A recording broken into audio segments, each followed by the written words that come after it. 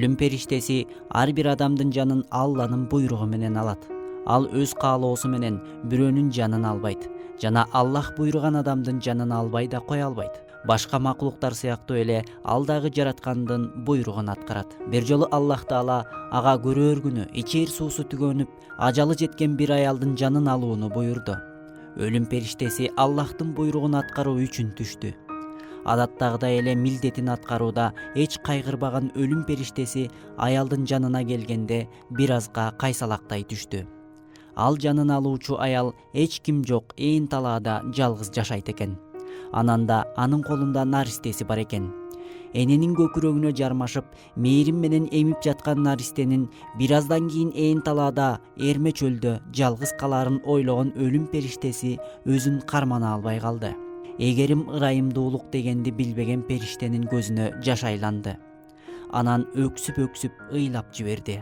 Кантсе да Аллахтын буйругу, аны аткарбоого эч кимдин укугу жок. Өлүм периштеси аялдын жанын алды да артына карабастан чыгып кетти.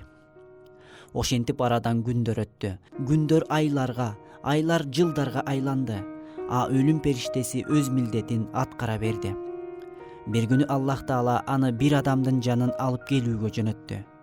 Периште келсе, ал адам 90-дун кырына чыгып, таяк таянып, араң басып калган абышка экен. Абышка темир устанын жанына келип, таянган таягынын учуна темир бекитип берүүсүн сурап жатыптыр. "Уулум, темирдин бышыгын жана катуусун кадап бер. Болбосо 5-10 жылда эле түшүп калат экен", дейт абышка темир устага.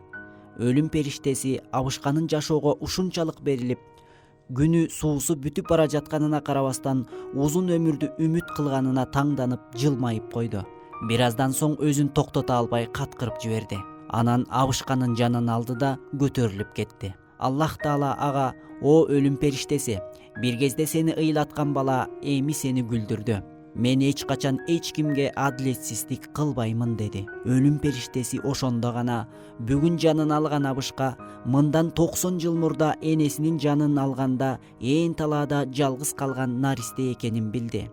"Эй Аллахым, сен кандай адилеттүүсүң. О Аллахым, сен кандай ырайымдуусуң. Ар бир адамдын ырыскысын берүүчүсүң. Биз кандай жашабайлы, канча жашабайлы, күндөрдүн биринде өлүм периштесин бизге да жөнөтөсүң".